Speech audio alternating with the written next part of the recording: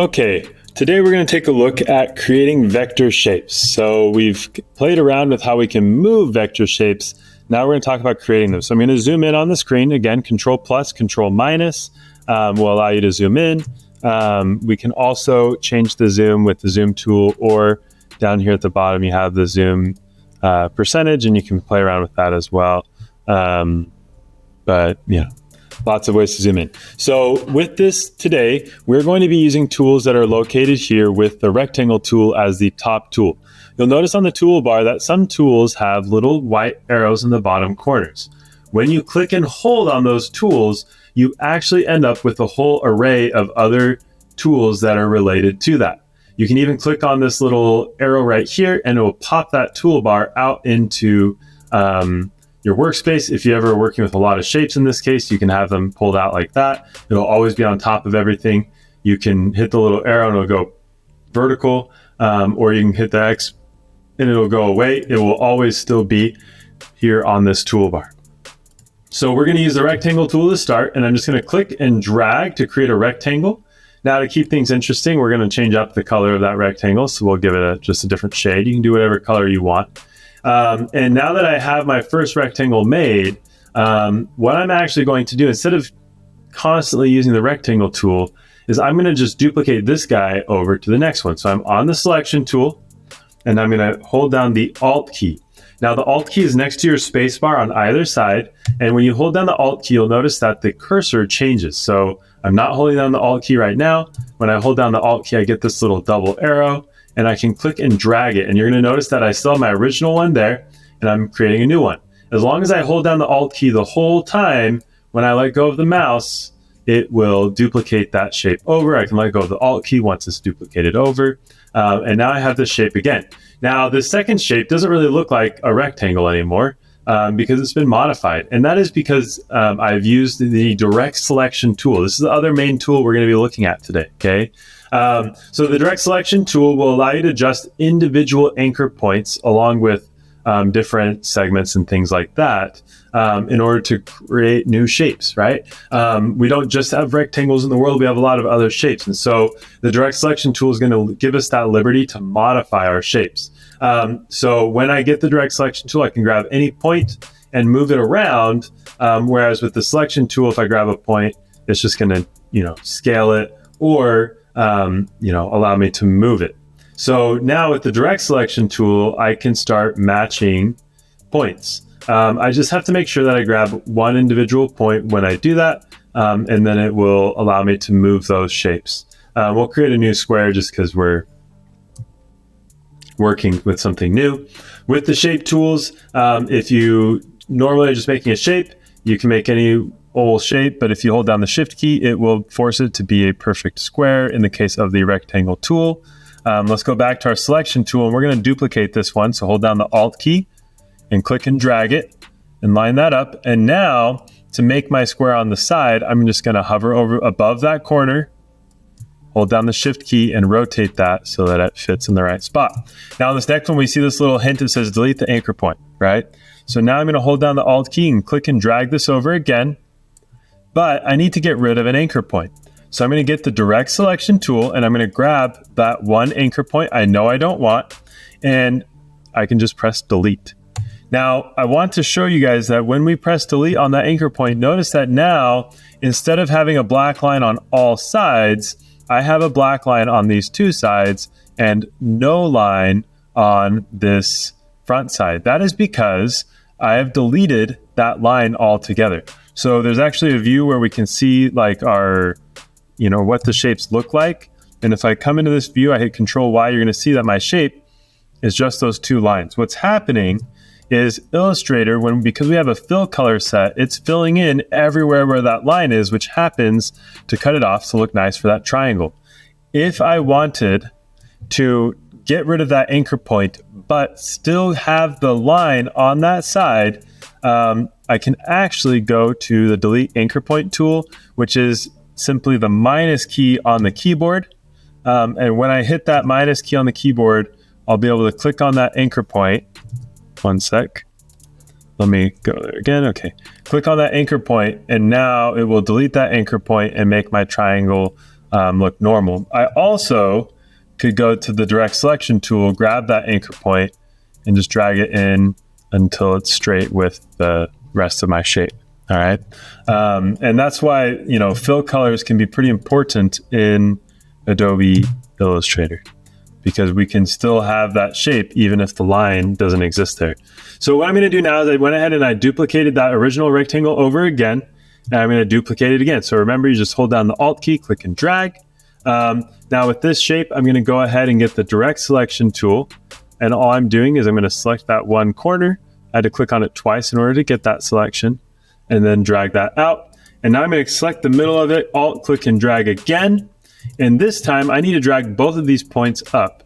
So I'm just going to select both of them by clicking off the shape and then dragging over it. And then I can just slide these up. And then on the last one, I'll select the shape, Alt, click and drag.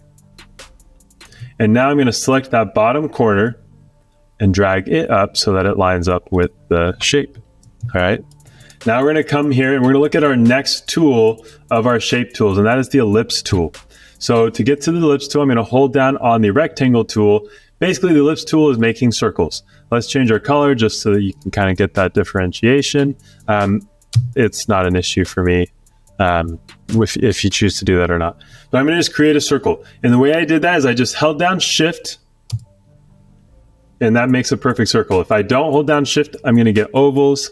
That's why it's called the ellipse tool, not the circle tool, because it doesn't just make circles, it makes ellipses. Ellipsi? I don't know. That's a good question. So now it tells me to delete the anchor point again. So I'm going to select that anchor point, press delete, and it's going to give me that flat side. But again, notice that my stroke is only where on that half that I didn't delete the anchor point. If I wanted to go ahead and use the delete anchor point tool, hit the minus key. Notice that now it does something a little different. Now what it's going to do is I have these leads here, these handles that are dictating the curve. We'll learn a little bit more about this when we learn about the pen tool, but you can get the direct selection tool and you can manipulate those. So I can drag these back into that anchor point to make this flat. What those handles do is they basically tell the shape how to look. All right, so if we drag that in, it's pulling those out of the curve. So now once we have our thing, and you can just delete the anchor point, I'm just showing you guys a few other things. And now I'm going to Alt, click and drag again. And all I need to do is rotate this one so I have that half circle like so. And then I can come over here to the last one, Alt, click and drag one more time. And I'm going to get my direct selection tool. I'm going to hold down on the anchor point and click and drag that down. And now we're all set. And our circle line has been completed. So now we're going to learn about the star tool. The star tool is going to work a little bit different for one key factor. So let's start off by making a star. Start off. It was a good one. And so now we have a star. Notice that once I've created my star, I actually have this little blue circle on here. We didn't get this thing on our other shapes. And I'll show you guys what that does right here. So I'm going to make a star again, about that size, but my star doesn't have the right number of sides. As I drag the circle down or up, it's going to change the number of points on my star. And so now I can change the number of points. Now the issue I have here is the rotation of my star is different. But there we go. We can also change the number of points, and you'll notice that now as I make my star, I thought it would save what we had before. But I can also, as I'm creating the star, hold down the arrow key, and I can go the up arrow to make more points or the down arrow to make fewer points. So there are a few ways that we can make those points on our shapes, okay, on the star specifically.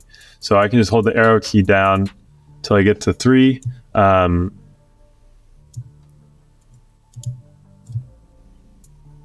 But there's your star tool. Also, if you click on the screen, you can choose the number of points as well. Okay, delete that. Now let's go ahead and change the color of the stars. I didn't do that before. Just feels right to change the colors of the shapes. So now we're going to take a look at the polygon tool. The polygon tool, I only have 3 that we're going to be making. The polygon tool works like the star tool. So we'll change the color again. So when I create my first polygon, nothing's crazy, it's all normal. But when I create my second polygon, you'll notice that the one difference is I don't have the ability to add the size with that circle. Instead, there's this little triangle. And so as I do that, I can add sides. I don't actually remember how many sides were on this one, and I made the original one too big. Let's see if I can't. There we go. That's too many. Or is it not enough? We may never know. That was too many. One too many. All right. And so then again, we can get that last polygon, and we can either use that triangle or we can hold down the arrows to get that to match up to the right number as well. All right. And the very last tool we're going to take a look at, and we're going to come back to a blue because, and that is the rounded rectangle tool. Now it comes in as its own tool, but you can actually use the rectangle tool for this as well. And I'll show you here in a second. So with the rounded rectangle, when we draw it, it gives us these nice rounded corners. But you may notice that with all of our shapes, when we've selected them, we get these little circles that show up in all the corners. So with, my polygons, everything, I see these circles. What that does is it rounds out the corners on that shape, and we can determine how rounded or not rounded we want something to be. And so with the rounded rectangle tool, it's just starting out already rounded, but because it's so easy to change it, you can use the normal rectangle tool as well. But this will work on stars. It'll work on any shape. You could make some random shape that is nonsensical, and if it has any corners, you can round those corners. If you just want to round one corner, just select one corner with the direct selection tool instead of the normal selection tool, and now you can round one corner out instead of all of the corners. Okay. But once you have all of that done, make sure you save it to the cloud so that you have a copy of it in case you ever needed to go back in and edit it. And then after you've done that, you're going to go ahead, save it as a PDF, and turn that PDF in on Canvas.